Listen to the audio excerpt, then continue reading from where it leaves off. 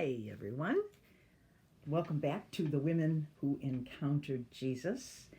And yesterday, or in our last session, we were looking at the Syrophoenician woman whose story is told in two different Gospels. But the one I'm looking at today is Matthew 15. And I'd like to end up with the last verse of that story before we go on to our next women who encountered Jesus, and that's a dead girl and a sick woman. And that's really who we're going to talk about today. But I wanted to start with this last verse from the Syrophoenician woman. It says, "Then Jesus said to her, 'Woman, you have great faith. Your request is granted.' And her daughter was healed at that moment."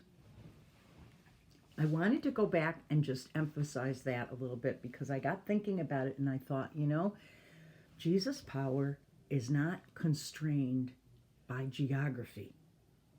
Just because her daughter was far away does not mean Jesus couldn't grant that request. Notice this woman did not bring her daughter with her. Maybe her daughter was really too sick to travel. Maybe she would not have been able to control her. And so she came by herself. And Jesus' power is not inhibited by this distance. And that's a good thing to remember, that his power is greater than any distance we could have. So we can pray for people who are far away and geographically, and yet know that Jesus answers prayer. And that's an exciting thing. It's very exciting to think of. So I'm going to go on now to the next story that we're going to look at, which is the dead girl and the sick woman. This is written in three different Gospels. It's written in Matthew 9, it's written in Mark 5, and it's written in Luke 8. We're going to start with Mark 5. It's got a little more detail in it. And remember, we had talked before about the four Gospel writers, that each one is inspired by the Holy Spirit as they write the Gospels, which is the story of Jesus' ministry on earth. However, each one has a little bit of a background of their own they bring to the writing. You and I could each tell a different story. We would tell it from our perspective, and therefore they would both be true stories, but they would be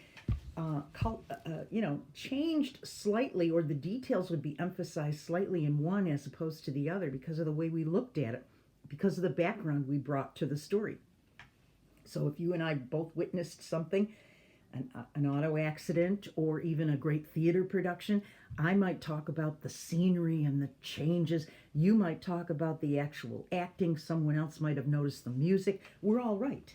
And that's the way the gospel writers are. They each give us little details that fill in the story. And it's so great when a story is told in three different gospels like this one is. The other thing it tells me is that if it's told in three gospels, it must have been pretty memorable. It must have been a memorable thing, that this dead girl and the sick woman. Must have been something that stuck with the disciples. So let's read this story in Mark 5, and it starts in verse 25. And it's, let's start at verse 21. It says, "When Jesus had again crossed over by boat to the other side of the lake." Now, we ask ourselves, what are you talking about here? We're coming in kind of in the middle of the story. If you look back before that, he had been over in a place called Gennesaret, or Gerasenes is another way to say it. And he was leaving there because he had healed someone there, and the people over there got afraid. And they said, leave. So Gerasenes was on the east side of the Sea of Galilee. So then he got back in the boat and went over back to the west side of the Sea of Galilee. So this is all his ministry in that region.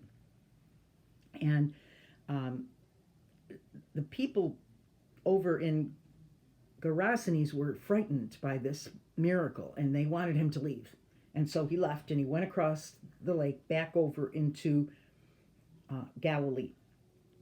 So when Jesus had again crossed over by boat to the other side of the lake, a large crowd gathered around him while he was by the lake. We need to really picture this. It has a lot to do with the story that he was surrounded by people. That is sometimes a little bit off-putting, I think. I don't like to be in a big crowd sometimes. People jostling me, hitting my shoulders, I don't know.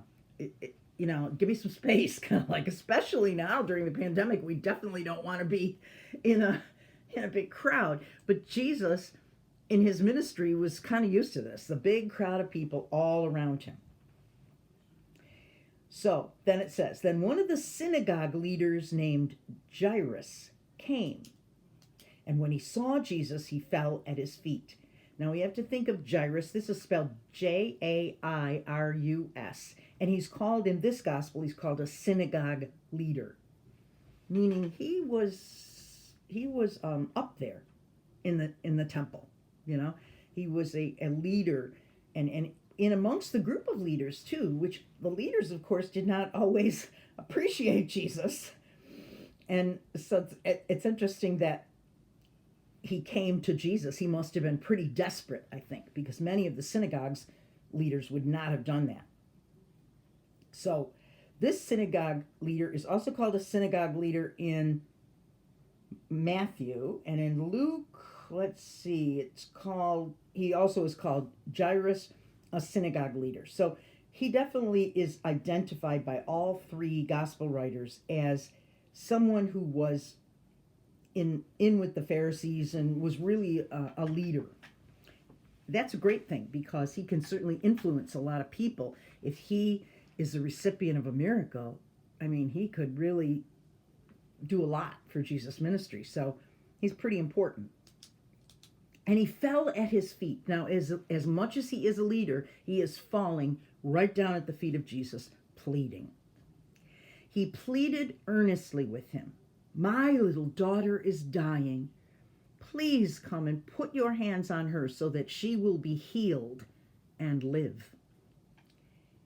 This goes back to what we talked about before, that Jesus is not inhibited or constrained by distance.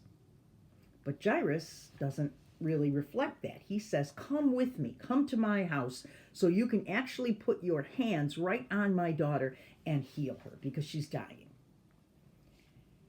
That would have been a healing, but he didn't really maybe have a little bit of faith. He really didn't understand Jesus that much, because otherwise he would have just asked for her to be healed, just like the other woman did. The Syrophoenician woman didn't say, come with me to my house. She just said, heal my daughter, because she had great faith. Jairus is maybe questioning this a little bit, because he says, come to my house. Please come to my house and put your hands right on my daughter, and then she'll live. So he knows that Jesus is a miracle worker, but he maybe doesn't know enough about Jesus to realize the power that he really has. Because we've already said distance is nothing for Jesus. But Jairus wants Jesus to come with him right to his house because his daughter is dying. So Jesus went with him. So they start down the path going to Jairus' house. A large crowd followed and pressed around him. Here we go with this crowd again. We got these people pressing in. Jesus is surrounded by people. They all want to be near him. He is it right now. You can imagine if someone famous came to town and everybody showed up to see him. And so many of these people, I know I've seen, even in the golf tournaments, I see Tiger Woods, they have a security guards on either side of him because people want to reach out. They want to touch him. They want to be part of his story. People surround him, especially a winner of a tournament has to have security around them because everybody presses in. Everybody wants to be part of that. Everybody wants to say, hey, I saw him in person and I was right there next to him and touched him. I think a lot of the celebrities probably have the same issue when they go somewhere. It's a great feeling to know that Jesus had all these followers, but it's kind of a claustrophobic feeling of people pressing in on you. And that's what this is saying. A large crowd followed and pressed in around him. And a woman was there who had been subject to bleeding for 12 years. Now, let's think about that. 12 years of hemorrhaging, ladies. First of all, in that particular culture, she would have been considered legally unclean. Because when a woman was bleeding, she was legally unclean, meaning, people weren't supposed to, her husband was not supposed to approach her, for sex and all of that. It was part of their culture that this would not have been considered a clean woman. She would have been considered an unclean woman. So she doesn't come right up in front of Jesus and approach him. Maybe she's embarrassed. Maybe she's modest. It's possible she doesn't want to say, hey, Jesus, I'm bleeding. There's something that's a female problem, and even in our culture, there's still issues about talking about that sometimes. We're better about it than we used to be. But I can remember going shopping with my mother when I was very young, probably, 7 or 8 maybe. She had a little grocery store that she went to, a little IGA. And it was Kate and Neil that owned the store. They were like on first name basis with my mother because she knew them. She grew up in that town. So we went there for shopping, and my mother would get, ground beef or macaroni, whatever else. And then at the last minute, just as we were checking out, she would kind of point to Kate. And Kate would lean up and get this big package down off of the top shelf, and it was all wrapped in plain brown paper. Kind of like a grocery bag kind of paper, And I can remember saying to my mother, what is that? And she'd say, oh, it's nothing. It's just for women. She kind of passed it on. She didn't want to talk to me about that. Nobody said, oh, these are sanitary napkins. People in the 50s just didn't say that. They just didn't say that. They didn't talk about that. So you can imagine back in this time how this woman would have been embarrassed by this bleeding and modest about telling somebody what her problem was. But she was suffering. There must have been pain along with this. And it must have been a huge pain in the neck, too. Because back then, of course, they couldn't go to the grocery store and buy supplies. They had to use, rags, cloths, whatever they used. I have no idea. But I think it must, 12 years of this? 12 years is a long time to be bleeding. So I think she was modest about this and maybe even embarrassed about it. And of course, there's all these crowds around. Is she going to go in front of these people and stop Jesus and say, hey, this is my problem? I don't think so. Now, if your daughter's dying, like Jairus, you can say, my daughter's dying. Please come. That you're not afraid or embarrassed about saying that to Jesus. But she was kind of embarrassed. So when she heard about Jesus, she thought, I think he can heal me. But she didn't come up from the front of him. She came up from behind him. And she touched his cloak because she thought, in her own head, she's thinking, if I just touch his clothes, I will be healed. So not only does Jesus' power is not inhibited by distance, in some ways she thinks it's not even inhibited by his having to talk to her or pronounce it or say to her, you can have this power. She thinks, if I just touch him, there's so much power in Jesus that if I just touch, not even him, just his robe, just the hem of his cloak, that'll be enough. That'll be enough. That's faith. That's great faith. And desperation, I would think, too. She's desperate. But she thinks, if I just touch his cloak, I'll be healed. That's interesting. I think very interesting. In some of the other gospel accounts, it tells about what she had been through. So let's see. Yeah, this is in Mark. The other one was Matthew. So let's go back to Mark for a little bit.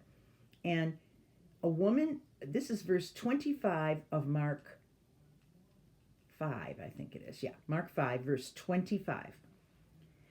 A woman who was there had been subject to bleeding for 12 years. She had suffered a great deal under the care of many doctors and had spent all she had.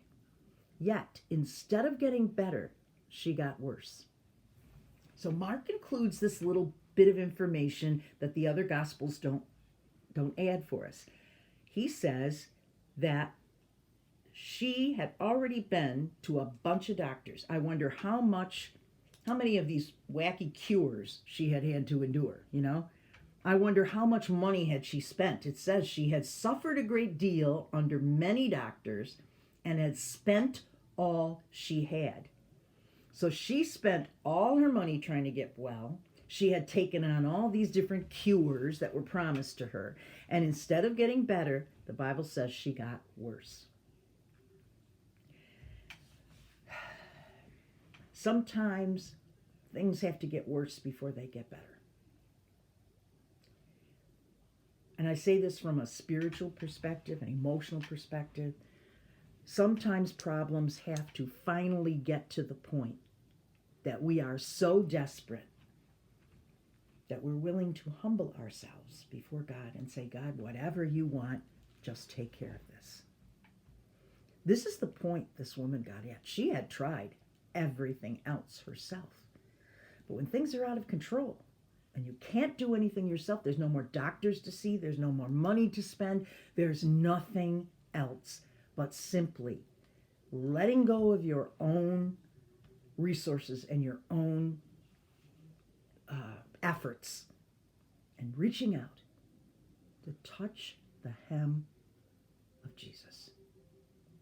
Just the hem. Just the hem. That's humility. And sometimes it's sad, but we have to come to that point before we reach out to God.